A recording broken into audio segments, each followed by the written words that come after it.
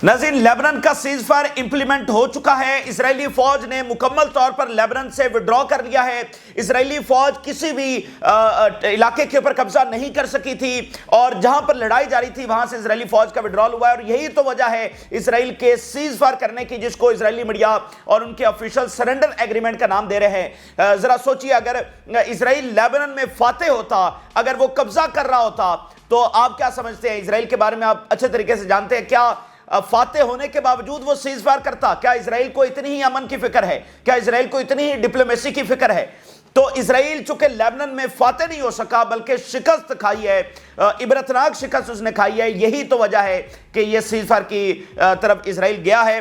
तो लेबनान जंगजुओं की सरजमीन साबित हुआ है। हकीकी मानों में उसने इजराइल को वहां से मार भगाया है। आखिरी मिनट में भी, आखिरी मोमेंट्स में भी हिजबुल्लाह के शदीद फिजाई और जमीनी हमले जारी थे। इजराइल के लिए विड्रॉल करना वहां पर मुश्किल हो गया था। उनकी भागती हुई फौज के ऊपर पीछे से हिजबुल्लाह जो है वो अटैक्स करती चली जा रही थी और फिजाई हमले इस तरह से जारी थे कि आखिरी मोमेंट्स में भी तल अवीव को हिजबुल्लाह की जानिब से निशाना बनाया गया। और अभी जो रिपोर्ट सामने आई है उससे पता ये चला है कि तल अवीव में एक मेगा ऑपरेशन हिजबुल्लाह ने आखिरी मोमेंट्स में किया। इजरायली एयरफोर्स चीफ तल अवीव के अंदर जो उसकी रेजिडेंसी है उसको नाज़रीन निशाना बनाया गया है। एयरफोर्स चीफ के घर को तल अवीव के अंदर निशाना बनाया गया। जाते जाते हिजबुल्लाह ने ये मेगा ऑपरेशन वहां पर सर अंजाम दिया और ये जो आखिरी मोमेंट्स के अटैक थे ये भरपूर ताकत का हिजबुल्लाह का मुजाहरा था और वो दुनिया को बता रही थी कि हमने इजराइल को यहां से मार भगाया है, हमारी ताकत उसी तरह से मौजूद है। तेल अवीव में हमला करके वो बता रहे थे कि हमारे मिसाइल तेल अवीव तक पहुंच सकते हैं और जो इजराइल की फौज का विड्रॉल हो रहा था उनके ऊपर वो अटैक करके बता रहे थे कि हमारी ग्राउंड फोर्सेस उसी तरह से मौजूद है, हमारी ताकत उसी तरह से मौजूद है। और जो इसराइल मकासद लेकर आया था वो पूरे नहीं कर सका हिजबुल्लाह को तबाह करने के। अब नाज़रीन, सदरन लेबनान के अंदर लेबनीज जो डिस्प्लेस हो गए थे उनकी वापसी का इस वक्त सिलसिला शुरू हो चुका है और शहीदों को सलाम पेश किया जा रहा है, क्योंकि ये शहीदों ही की कुर्बानियां थी जिसने लेबनान का दिफा किया, लेबनान के वतन का दिफा किया है। वगरना इसराइल यहां पर इसलिए नहीं आया था कि एक दिन उसको यहां से निकलना पड़ेगा, 60-70 दिनों के बाद उसको यहां से निकलना पड़ेगा। इजराइल इसलिए नहीं आया था। इजराइल यहां पर सेटलमेंट्स बनाने के लिए आया था। इजराइल यहां पर बफर जोन बनाने के लिए आया था। लेबनान को दो हिस्सों में डिवाइड करने के लिए आया था। तो ये शहीद ही थे जिन्होंने इस वतन का दिफा किया और बहुत सारे सिविलियन शहीद हुए। हिजबुल्लाह के बहुत सारे फाइटर्स ने कुर्बानियां दी और वक्त के इस सबसे बड़े जालिम से उस वक्त टकरा गए जब तमाम मुल्क जो है वो भीगी बिल्ली बनकर बैठे हुए थे। तो नेतन्याहू की जो एब्सोल्यूट विक्ट्री का नारा था, जो नए मिडिल ईस्ट का नारा था, जो ग्रेटर इजराइल का नारा था, जो मंसूबे और शैतानी प्लान्स थे, सब के सब इस वक्त चकनाचूर हो चुके हैं। तो लेबनान की जंग बिलाखिर अपने इख्तिताम को पहुंची है। गजा का क्या, अब इसका ताल्लुक गजा से कैसे, वहां पर भी जंगबंदी होगी या नहीं होगी, बहुत सारे सवालात आपके ज़हनों में भी होंगे, इस बारे में बात करेंगे। और अगली बात यह है कि लेबनान की जंग खत्म हुई है, दुनिया से अभी जंगें खत्म नहीं हुई हैं, दुनिया से आलमी जंग का खतरा भी टला नहीं है और मिडिल ईस्ट की जंग अभी खत्म नहीं हुई है। और वहां जो यूक्रेन का मामला है वो बहुत शदीद तर होता चला जा रहा है और जैसे यमनीज यहां से वहां पहुंचे हुए हैं, न्यूक्लियर जंग के दहाने के ऊपर खड़ी हो गई है दुनिया और $24 बिलियन मजीद बाइडेन देने जा रहा है उधर। और यहां पर लेबनान की जंग रोकने के बाद लगता ऐसा ही है कि अमेरिका ने अपना पूरा फोकस वहां यूरोपीय जंग के ऊपर कर लिया, जिसके बारे में ये सारी तफसीलात आ रही हैं, रिपोर्ट्स आ रही हैं कि ये जंग शुरू यूरोप से होगी लेकिन पूरी दुनिया को ये मुतासर करने जा रही है। पूरी दुनिया में ये फैल सकती है, एक के बाद एक मुल्क इसमें ड्रैग होता चला जाएगा। तो इसलिए दुनिया में अभी तक अमन नहीं हुआ है, क्योंकि गजा में अमन नहीं हुआ तो दुनिया में अभी तक अमन नहीं हुआ और मिडिल ईस्ट की जंग अभी तक मुकम्मल बंद नहीं हुई है। तो ये सारी तफसीलात आपके साथ शेयर करेंगे। जिन लोगों ने चैनल को सब्सक्राइब नहीं किया उनसे रिक्वेस्ट करेंगे चैनल को जरूर सब्सक्राइब कर लें ताकि हर आने वाली वीडियो आप तक पहुंच सके। सीज फायर 10 बजे बेरूत टाइम या यरूशलेम टाइम के मुताबिक इंप्लीमेंट होना था, लेकिन हिजबुल्लाह के हमले इतने शदीद हो गए थे आखिरी टाइम के अंदर कि इसराइल को तयशुदा टाइम से पहले ही सीज फायर जो है वो अनाउंस करना पड़ा, लागू करना पड़ा कि हम अपनी तरफ से जब सीज फायर अनाउंस कर रहे हैं, लागू कर रहे हैं। और हिजबुल्लाह के हमले इतनी शिद्दत के साथ जारी थे और इजरायली मीडिया, उनके हाई ऑफिशियल्स इसको लेबनान की एब्सोल्यूट विक्ट्री करार दे रहे हैं, लेबनान की एब्सोल्यूट विक्ट्री। और आज का दिन बहुत तारीखी नौयत का है। 8 अक्टूबर 2023 को वो दाखिल हुए थे, आज 27 नवंबर 2024 को ये जंग इख्तिताम पजीर हुई है और इजराइल की इबरतनाक शिकस्त के ऊपर बहुत तारीखी मार्का जो है यहां पर लड़ा गया है और इसके अभी इंपैक्ट्स आने बाकी हैं। इस एग्रीमेंट की जो डिटेल सामने आई है, कोई बफर जोन नहीं है जैसा कि इजराइल चाहता था और इसराइलियों ने नारा लगाया था, समूतरे और इन सब के बयान आपके सामने है कि बफर जोन बनाएंगे, 15 किलोमीटर तक की बफर जोन होगी। कोई बफर जोन नहीं है। हिजबुल्लाह डिसआर्म नहीं हुई जैसा कि इजराइल चाहता था। हिजबुल्लाह की इकोनॉमिक एक्टिविटीज उसी तरह से हैं और उनका जो मिलिट्री इंफ्रास्ट्रक्चर है वो उसी तरह से। तो अब मजीद जदीद असलहा भी पहुंच रहा होगा हिजबुल्लाह के पास। उनके पास एक बड़ी जंग का एक्सपीरियंस भी आ चुका है। इजराइल की आर्मी, इजराइल का एयर डिफेंस, इजराइल की एयरफोर्स क्या है, इसका एक्सपीरियंस भी उनके पास आ चुका है और अब हिजबुल्लाह ज्यादा पावरफुल होकर सामने आई और वहीं पर मौजूद है। हिजबुल्लाह तो कहीं नहीं गई। तो उनका मकसद यह था कि मिडल ईस्ट में अगर कोई पावर इमर्ज कर गई है जो इसराइल को चैलेंज कर सकती है तो उसको खत्म कर दिया जाए। तो वो तो खत्म नहीं हुई, वो तो वहीं पर मौजूद है। फिर नाज़रीन, इसराइल के पास स्ट्राइक की पावर नहीं है लेबनान में। ये इतनी बड़ी शिक है कि आप इसका अंदाजा भी नहीं लगा सकते। इसराइल जैसे एक कब्जे जिसका मकसद ये है कि जहां पर चाहे वो जाकर बमबारी कर दे, लेबनान जिसके पास एक जंगी त्यारा भी नहीं है, वो उस इसराइल से ये मनवा रहा है कि तुम यहां पर एक भी स्ट्राइक नहीं कर सकते। तो आपको क्या लगता है इसराइल से कौन ऐसी बात मनवा सकता है? तो ये टोटल सरेंडर है। इसलिए मैं आपके सामने स्टेटमेंट्स रख देता हूं इजरायली मीडिया और इजरायली हाई ऑफिशियल्स की, वो इसको सरेंडर ही कह रहे हैं क्योंकि ये कोई बराबरी का एग्रीमेंट नहीं है। मतलब इसमें तो लेबनान जो है ना उसको शर्तें माननी चाहिए थी, लेकिन जो शर्तें इजराइल ने मानी हैं ये नेतन्याहू तो मानने वाला नहीं था, ये इजराइल तो मानने वाला नहीं था। ये तो उनका एग्रीमेंट ही नहीं है। मतलब आप इस इजराइल को कहें जिसने इतने मासूमों को शहीद किया कि यहां पर स्ट्राइक नहीं करनी, उनके लिए ये बात क्या माने रखती है? तो अगर वो इस बात के ऊपर माने हैं तो ये पावर है ना, ये फतह ही है जिसने मनवाया, वगरना इसमें तो सारी शराइत लेबनान को माननी चाहिए थी। The Israeli government concluded a shameful agreement with Hezbollah, Israeli officials. It is a shameful surrender and the army did not finish the mission. जो मिशन था कि हिजबुल्लाह को डिसआर्म करना है, हिजबुल्लाह को तबाह करना है, वो तो पूरा नहीं हुआ। तो फिर पूरा क्या हुआ है, अचीव क्या किया है? और फिर इतने ज्यादा इनकी कैजुअलिटीज भी हुई, कितने ज्यादा इनके फौजी हलाक हुए, सेटलर्स हलाक हुए हिजबुल्लाह के हमलों के नतीजे में। Israeli media, all the scenes from Lebanon, what a absolute victory. ये इजरायली मीडिया करार दे रहा है कि एब्सोल्यूट विक्ट्री हासिल हुई है लेबनान को, नेतन्याहू को नहीं जिसने नारा एब्सोल्यूट विक्ट्री का लगाया था, बल्कि लेबनान को एब्सोल्यूट विक्ट्री जो है वो हासिल हुई है। अब जरा लेबनीज सिटीजन का एक बयान कोट हुआ है अल मायदीन में, जरा इस बयान के अंदर सारी फतह को देखिए। इस वक्त सदरन लेबनान में जो डिस्प्लेस हो गए थे लेबनीज, उनकी वापसी का सिलसिला अपने घरों की तरफ शुरू हो चुका है। We will pass this victory to our grand children and it must be written in the sky because we cannot express it। अगर आप इस जुमले को समझ लें तो आपको इस सारे एग्रीमेंट की और इस सारे सीज़फायर की बात समझ आ जाएगी। वो कह रहे हैं कि हम अपनी इस फतह को ट्रांसफर करेंगे टू आवर ग्रैंड चिल्ड्रंस, उनके नाम करते हैं, और हमने क्या अचीव किया है ये आसमान के ऊपर लिख दिया जाए, क्योंकि हम इसको एक्सप्रेस नहीं कर सकते हैं। हम किस तरह से कुर्बानियां दी, हम किस तरह से लड़े, हमने क्या फतह हासिल की है, ये हमसे मत पूछो, ये आसमान के ऊपर लिख देना चाहिए कि लेबनान ने इस वक्त क्या किया है। हम इस वक्त जो कैफियत है उसको एक्सप्रेस नहीं कर सकते। तो ये लेबनीज के इस वक्त बयान आते हैं। मैं आपको एक बात बताऊं, जंगें बहुत तलख होती हैं। जैसे हसन नसरुल्लाह ने कहा था कि जंगों में जाने का फैसला कोई आसान नहीं होता।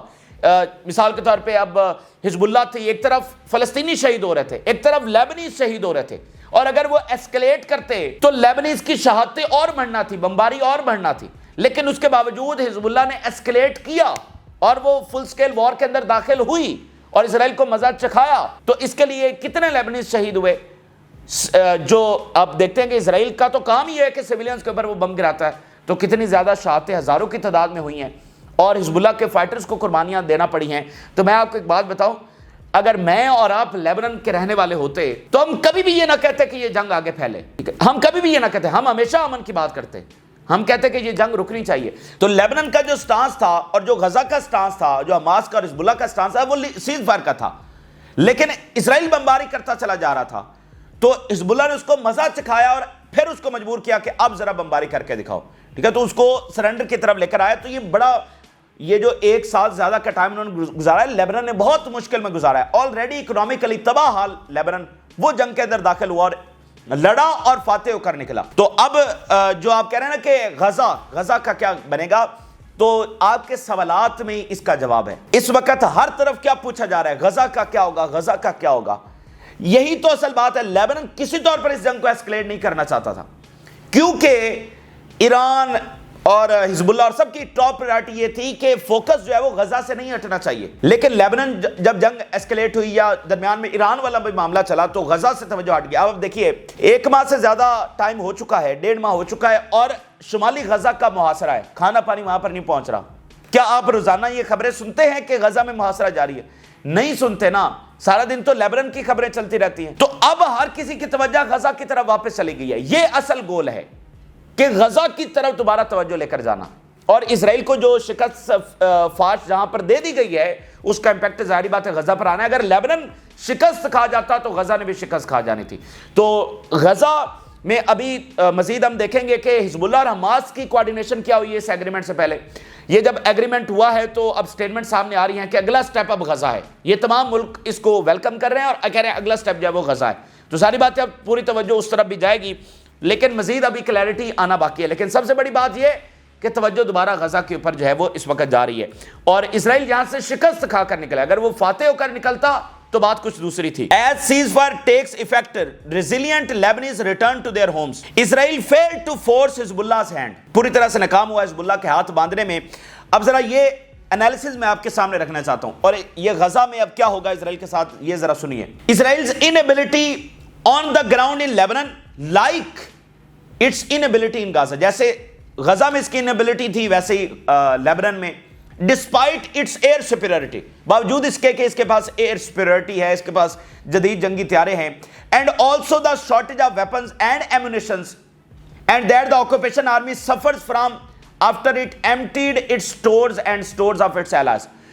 ایمونیشن کی شدید کمی اسرائیل کے پاس ہو چکی ہے، اور نہ صرف اس کے سٹاک پائل خالی ہو چکے ہیں بلکہ اس کے اتحادیوں کے بھی سٹاک پائل خالی ہو چکے ہیں. Among the most important reason is the cessation of life and the paralysis of the economy in Israel due to the continuous missile bombardment. سب سے جو بڑی وجہ ایک بنی ہے کہ پورا اسرائیل پیرالائز کر کے رکھ دیا تھا حزب اللہ نے as the length of the battle led to the collapse of the morale of the occupation army. اور جس طرح یہ جنگ پھیل گئی تھی اسرائیلی آرمی کا morale پوری طرح سے ڈاؤن ہو چکا تھا, and the injuries of the tens of thousands of soldiers, ہزاروں اسرائیلی فوجی اس کا نشانہ بنے, with psychological shocks and the inability to fight.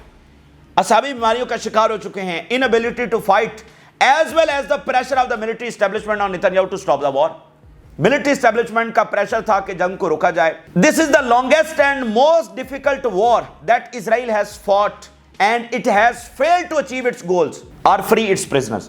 یہ لمبی ترین جنگ تھی اور مشکل ترین جنگ تھی, اور اسرائیل اس میں کوئی بھی اپنے گولز اچیو نہیں کر سکا ہے. Israel is collapsing from within and internal conflicts will ravage it. It will not be saved as many Israelis analysts and writers say. یہ بچ نہیں سکے گا, اندر سے یہ کولیپس ہو رہا ہے. Now it is on the edge of the abyss. یہ بالکل ابھی مکمل تباہی کے دہانے کے اوپر پہنچ چکا ہے.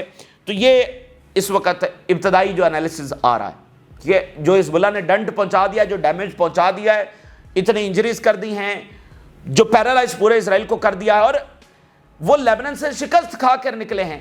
تو اس کا امپیکٹ شکست ہی ہوگا, اس کا امپیکٹ فتح کیسے ہو سکتا ہے؟ ٹھیک ہے, ان کو مزہ چکھا دیا کہ جنگ ایسے ہوتی ہے, تو اب اسرائیلی جنگ نہیں چاہتے ہیں. ٹھیک ہے, ان کو پتہ لگ گیا کہ اس کا پھر مزید نتیجہ کیا نکل سکتا ہے. تو بہرحال مزید ابھی کلیئرٹی آنا باقی ہے.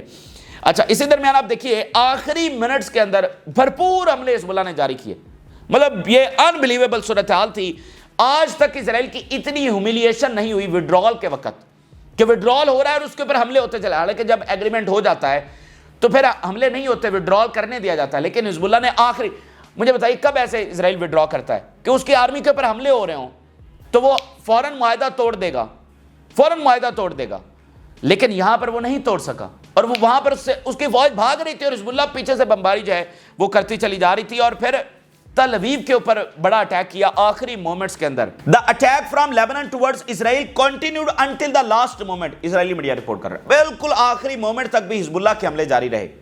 حزب اللہ ambushes Israeli force, strikes multiple targets in Tel Aviv. معاہدہ اناؤنس ہو گیا, حزب اللہ کے حملے نہیں رکے, بلکہ جاتی جاتی فورسز کے اوپر بھی گھات لگائے گئے اور ان کو نشانہ بنایا گیا, اور تل اویو کو نشانہ بنایا گیا. اب ذرا دیکھیے, one of the critical military targets stuck in Tel Aviv was the residence of the Israeli Army Air Force Chief. اور پھر اس پر اسٹرکٹ سینسرشپ جو ہے وہ امپوز کر دی گئی ہے کہ اس بارے میں مزید تفصیلات نہ بتائی جائیں، لیکن حزب اللہ نے یہ ایک میگا آپریشن کیا، اسرائیلی ایئر فورس کے جو چیف ہے اس کو بھی نشانہ بنایا۔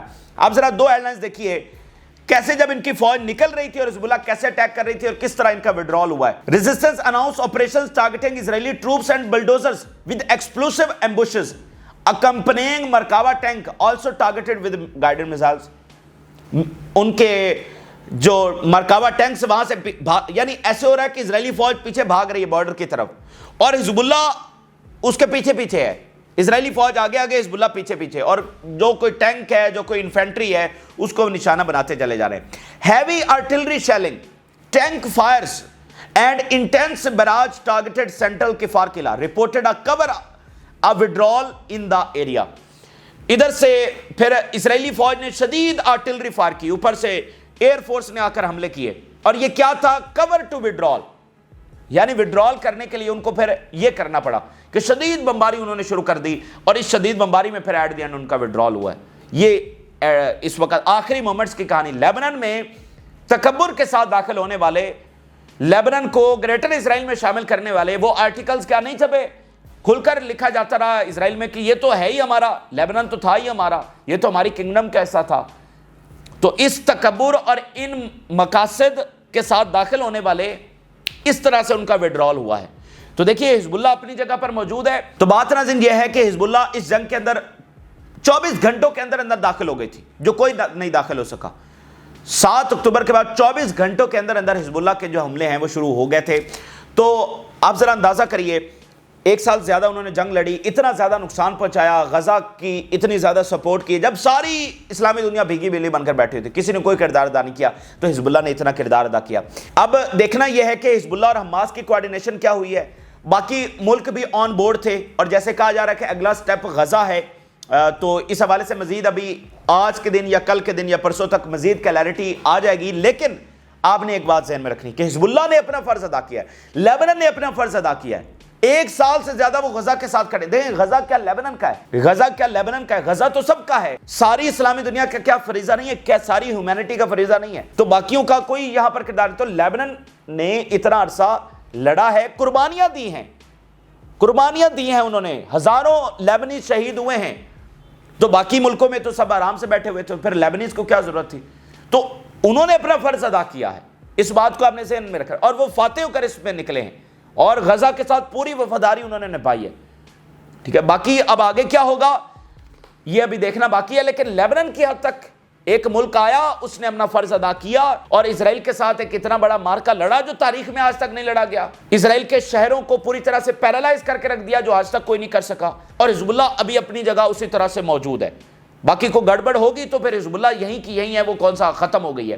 تو باقی یہ ہے کہ مزید کلیئرٹی، ہم کوئی بات نہیں کرنا چاہتے، کلیئرٹی آ جائے، کیا باتیں آپس میں ہوئی ہیں، معاہدہ کس طرح سے طے پایا ہے، کون کون سے ملک آن بورڈ تھے، کیا چیزیں بیک گراؤنڈ میں ڈسکس ہوئی ہیں، تو اس کے بغیر ہم فی الحال آگے کچھ نہیں کہہ سکتے۔ لیکن موجودہ جو صورتحال ہے وہ یہی ہے کہ لیبنن کی جنگ فی الحال اختتام پذیر ہو چکی ہے، مڈل ایسٹ کی جو جنگ ہے وہ اس وقت جاری ہے، اور دنیا سے جنگیں ختم نہیں ہوئی ہیں، دنیا سے عالمی جنگ کے جو بادل ہیں وہ ابھی ہٹے نہیں ہیں، بلکہ شاید ایسا لگ رہا ہے کہ جو میں نے انٹروڈکشن میں کہا کہ یہاں سے توجہ ہٹا کر امریکہ ادھر زیادہ کرنے جا رہا ہے، یورپ میں اور پیسیفک کے اندر، کیونکہ آلریڈی امریکہ میں یہ بہت ڈیبیٹ تھی کہ مڈل ایسٹ میں جنگ ان کو سوٹ نہیں کرتی، کیونکہ اس میں ان کا کوئی مقصد نہیں ہے، 2-3 تنظیموں سے لڑا جا رہا ہے، اس سے امریکہ کو کیا فائدہ ہونے جا رہا ہے؟ تو امریکہ میں تو یہ ایک بڑی ڈیبیٹ جاری، اور جب اسرائیل ہار گیا تو پھر وہاں پر یہ شدید اندر سے پریشر آیا کہ ضرورت کیا ہے کہ اپنا اسلحہ یہاں پر دیا جائے، تو غزہ کے لیے بھی تو ان کو مزید اسلحہ چاہیے،